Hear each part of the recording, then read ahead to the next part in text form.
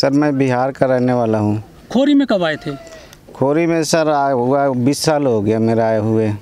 तो खोरी में खुद का मकान है जी। कितने वर्ग मीटर में बनाया? हमने बनाया है 100 गज में सर। 100 गज में। क्या करते हो खोरी में रह करके? सर खोरी में हम लेबर का काम करते हैं। अच्छा। और जो है 16-17 साल से करते करते 1-1.5 लाख रुपए इकट्ठा किए और जो है यहाँ पर सभी लोग ले रहे थे तो हमने भी लिए प्लॉट। जी। तो अब सुप्रीम कोर्ट का आदेश है कि ये खोरी कॉलोनी में जितने भी मकान हैं जी सभी अवैध रूप से बने हुए हैं सरकारी ज़मीन पर। जी। तो क्या लग रहा है? तो सर सरकारी ज़मीन तो होता ही है, जब पब्लिक जाएगी कहाँ। हम लोग लेबर आदमी हैं और लेबर आदमी जो है बिहार में भी ना कोई रोज़गार है और ना कहीं है, हर जगह से मारे मारे भाग रहे हैं। कहाँ रहेंगे हम लोग? अगर टूट जाएगा तो मान लीजिए बिहार में भी हमारे ना रहने का जगह है, ना वहाँ पे कोई जुगाड़ रास्ता रोज़गार है, ना कुछ है और छोटे छोटे बच्चे हैं। तो आखिर हम लोग करेंगे क्या? या तो सरकार हमें मार दे, क्योंकि गरीब ना रहेगा ना रोएगा, ना किसी को तकलीफ़ होगा, ना बीजेपी को होगा और ना कांग्रेस को होगा और ना कोई दूसरा सरकार का होगा। सभी अमीर हो जाएंगे, किसी को तकलीफ़ नहीं रहेगा। लेकिन जो मोदी सरकार है वो तो खुद नारा देते हैं कि हम जो है गरीबी हटाएंगे। मोदी सरकार ने जो बोला है वो तो बोला ही है ना, टीवी पे बोला है या कागज़ों पे लिख के देते हैं, मगर गरीब आदमी को तो कभी मिला नहीं है सर। वो कह रहे हैं कि जहाँ झुकी वही मकान। ये नारा उनका सही है, बहुत बढ़िया नारा है, देखने में तो बहुत अच्छा लगता है, मगर गरीब आदमी ने कभी तो मिला नहीं। गरीब आदमी ना कभी इस चीज़ को पाया है कि गरीब आदमी कभी खुश हो। ये तो जो है अंबानी जी को झुग्गी देंगे या झोपड़ी देंगे, किसी गरीब को नहीं देंगे सर। अच्छा।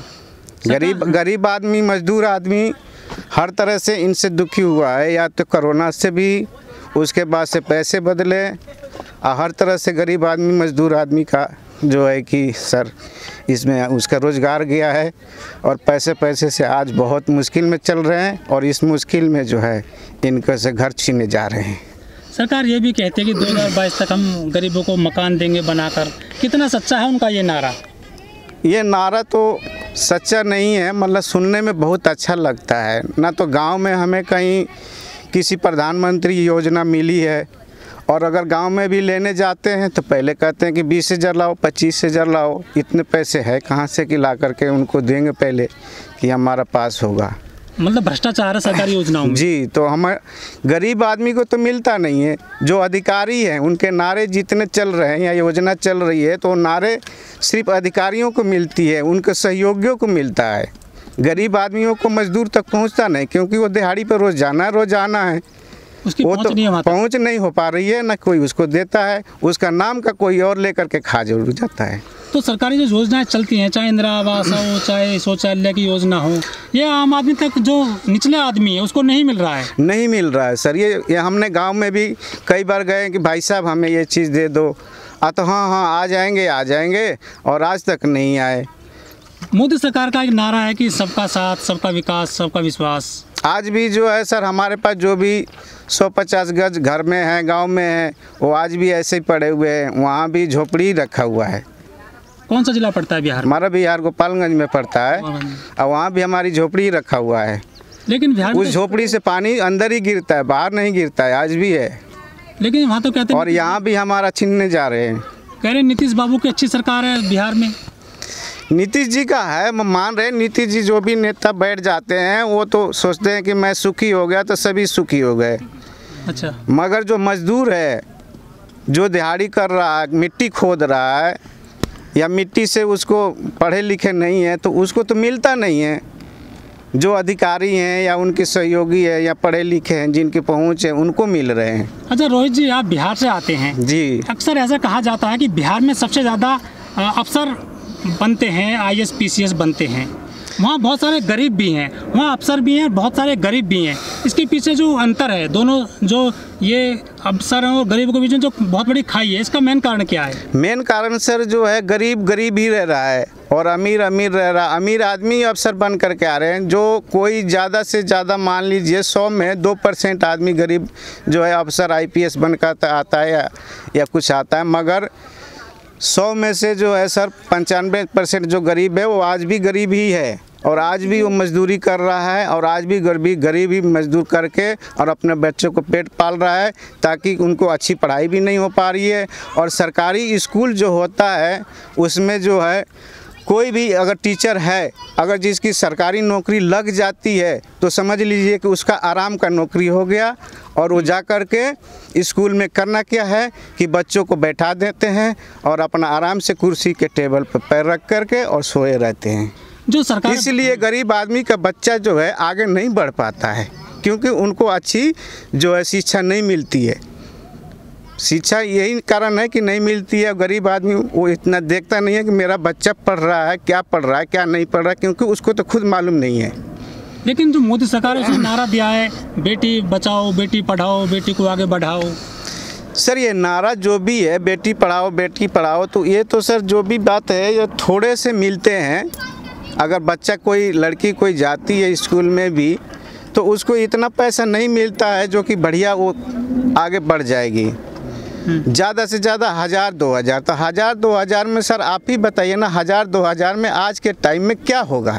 कौन सी शिक्षा प्राप्त कर लेगी, कौन सी डिग्री वो प्राप्त कर लेगी? लेकिन सर इस खोरी गांव में ज़्यादातर लोग मजदूर लोग ज़्यादा रहते हैं, गरीब लोग। क्या सरकार को इस बात का पता नहीं है क्या? सर सरकार को सब कुछ पता है, मगर सभी लोग अच्छे भाषण ये देते हैं कि मैं गरीबों को ये कर दूंगा, बस उसी टाइम तक के होते हैं और उसी टाइम तक के अपने कागज़ बना लिए और लेकर के चले जाते हैं, फिर सारे भूल जाते हैं। तो वोट बैंक है केवल? जी, सिर्फ वोट बैंक है कि हाँ हम चल रहे हैं गरीबों के लिए, और गरीबों को आकर के 2 टूम बात कर लिए और बात कर के फिर अपने घर जाके आराम से सो जाते हैं, गरीबों को भूल जाते हैं। मकान सरकार तोड़ती है, यहाँ आकर हटाने पड़ते हैं, जाना पड़ता है, फिर कहाँ जाओगे आप लोग? क्या सोचा आप? देखिए सोचने वाली बात क्या है, आखिर हम जाएंगे कहाँ? हम तो यहीं पर रहेंगे। और दूसरी बात ये है कि हम सरकार से ये भी नहीं कहते हैं कि हम सरकार से लड़ेंगे या किसी तरह की कोई पंगाबाजी तो है नहीं। मेन बात ये है कि या तो जी मेन बात ये है कि सर या तो यहाँ पे अगर कोई बात होगी तो यहीं मर जाएंगे, और नहीं तो रोड पे जाएंगे और बच्चे को अपना कटोरा दे देंगे और उनसे भी भीख मंगवाएंगे और हम भी भीख मांगेंगे और खाएंगे और रोड के किनारे सोएंगे। क्योंकि सरकार हमारी यही चाहती है कि यहाँ से लोग जाए और रोड पे जा कर के भीख मांगे। रोहित जी, जो आपकी कॉलोनी है खोरी, इसमें बताया गया कि लाखों की आबादी है, लाखों लोग रहते हैं हज़ारों मकानों में। यहाँ सरकार क्या कुछ फ्री वाला राशन मिल रहा है क्या जो मोदी सरकार दे रही है कोरोना टाइम में? सर कोरोना टाइम में जो है कि 1-2 बार मिला हुआ है, 5 किलो आटा मिला है, 5 किलो जो है कि चावल मिला हुआ है। इतने दिन में मतलब 10-12 किलो अनाज मिले, तो आप ही बताइए कि 10-12 किलो अनाज में 5 परिवार कैसे गुजारा कर लेगा? तो वो तो ज़्यादा से ज़्यादा 15 दिन का भी नहीं है। अब तीसरी लहर आने वाली है कोरोना की, जो ऐसा बताया गया है कोविड की।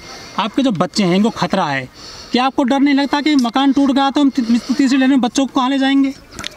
जब हम ही खुद मरने वाले हैं और बच्चे को भी कहाँ क्या करेंगे? वो कोरोना में जो भी होगा मरेंगे, ठीक है, मरने से तो हम डरेंगे तो हम जाएंगे कहाँ? पहाड़ में कहाँ जाएंगे? किसके घर में थोड़ी जाने देंगे, कोई घर में तो घुसने नहीं देगा। मरना होगा तो हम यहीं मर जाएंगे, कोरोना से मरे या चाहे किसी और योजना से मर जाए। रोज जी, कुछ लोग कहते हैं कि ये पहाड़ी है, ये अरावली पहाड़ी है, और पर्यावरण को लेकर इस पहाड़ी को बचाना बहुत ज़रूरी है। क्या पहाड़ी पर घर बनाना गैर कानूनी है क्या? यहाँ बसना पहाड़ी पर? सर पहाड़ी पे बसना तो गैर कानूनी है, मगर बात ये भी तो है कि अगर गरीब आदमी जाएगा तो कहाँ? दिल्ली में तो किसी के घर रह नहीं सकता है ना। ये तो कहीं रोड के किनारे रहेगा या पहाड़ में रहे या कहीं जंगल में रहे अपना झोपड़ी डाल के। अच्छा, सरकार ये भी कहती है कि जो पाकिस्तान में हिंदू रहते हैं, बांग्लादेश में जो हिंदू हैं, वहाँ से हिंदुओं को लाकर बसाया जाएगा यहाँ पर। ऐसा बात सरकार कर रही है, तो सरकार तो अपनी बड़ाई के लिए जो करती है कि बड़ाई मेरा हो जाए देश विदेशों में कि हमारा भारत देश ने फलाने जगह से फलाना आदमी लेकर के आए हैं, फलाने धर्म का आदमी लेकर के आए हैं और यहाँ बसाए हैं, सब कुछ करे हैं।